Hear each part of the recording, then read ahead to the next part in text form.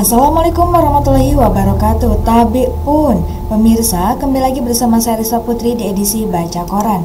Baik pemirsa, informasi terkini dilansir dari newspaper.di.id dengan headline Sempat tegang, oknum TNI terduga pelaku penembakan 3 personil Polres Waikanan akhirnya ditangkap.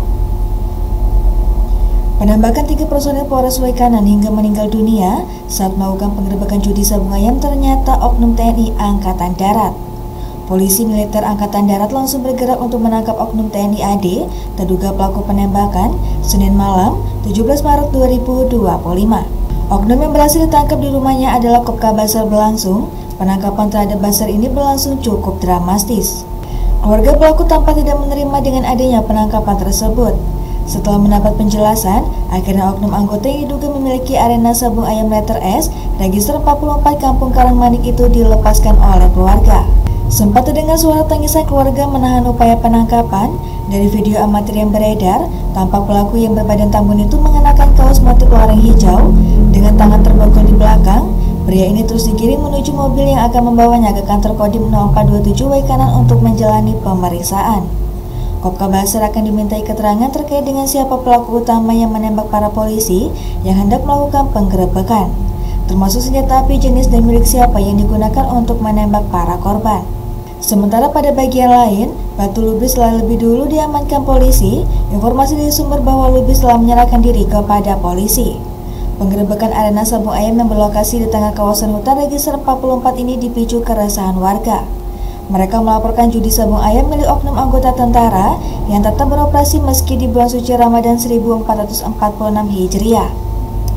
Baik pemirsa, terbalik informasi selanjutnya dilansir dari Lampung.id dengan headline Penembakan polisi di Waikanan, gabungan Polda Lampung, Korem 043 Gatam, dan Pomdam Sriwijaya amankan 2 pelaku.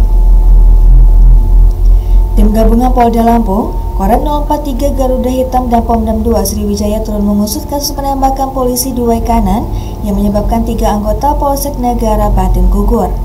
Tim gabungan berkomitmen mengungkap peristiwa penembakan polisi di Lampung tersebut secara transparan dan nantinya akan mengarah siapa pelakunya. Dalam kasus penembakan yang menyebabkan 3 polisi tewas, termasuk Kapolsek Negara Batin Ibtu Lusianto tersebut, 2 orang yang diduga terlibat diamankan. 1 pelaku diketahui menyerahkan diri, sementara seorang lagi ditangkap tim gabungan dan saat ini masih dalam pengembangan. Kapolda Lampung Irjen Helmi Santika mengatakan, penyelidikan kasus penembakan polisi di Waikanan tersebut masih berlangsung. Untuk jenis senjata yang digunakan, pihaknya belum dapat memastikan, masih menunggu hasil uji balistik proyektil yang telah dikeluarkan dari jenazah korban. Sementara Danrem 043 Gatam Brigjen TNI Rika Hidayatullah menegaskan bahwa investigasi terkait kasus penembakan polisi di Waikanan sedang berjalan dengan transparansi penuh. Ia mengatakan, semua berduka atas kehilangan anggota Polri yang terbaik. Kami akan memastikan hasil investigasi kasus penembakan polisi di Lampung ini benar-benar terang benderang, tegas Brigjen Rikas. Brigjen Rikas menambahkan, jika ditemukan bukti cukup, proses hukum bakal dilanjutkan sesuai dengan prosedur yang berlaku. Baik pemirsa, terbalik informasi selanjutnya masih dilansir dari Lampung.id dengan headline Copot dari jabatan dan diajukan ke sidang etik, mantan Kapolres Ngada AKBP Fajar dapat sanksi PTDH. Kapolres Ngada, Polda Nusa Tenggara Timur, AKBP Fajar Wiyadarma Lukman Sumaatmaja mendapat sanksi pemberhentian tidak dengan hormat. Sanksi yang dijatuhkan kepada AKBP Fajar Wiyadarma Lukman Sumaatmaja berdasarkan keputusan sidang Komisi Kode Etik Polri. Sebelumnya, ia sempat mutasi Polri dan masuk ke Yanma.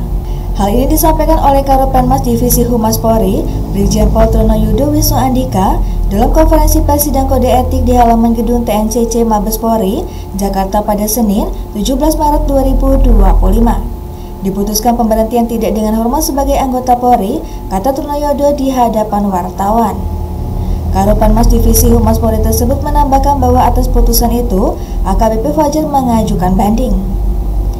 Eksekutor Kapolres Ngada itu ditetapkan sebagai tersangka kasus pelecehan seksual dan penyalahgunaan narkoba. Trono Yudo mengatakan bahwa jumlah korban pelecehan seksual dalam perkara ini adalah sebanyak 4 orang, terdiri dari 3 anak di bawah umur dan 1 orang dewasa. Dengan rincian anak usia 6 tahun, anak usia 13 tahun, dan anak usia 16 tahun serta 1 orang dewasa berinisial SHDR usia 20 tahun.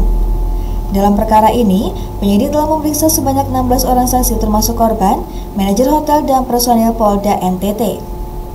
AKBP Fajar secara sadar merekam dan mengunggah konten asusila ke situs gelap alias dark web.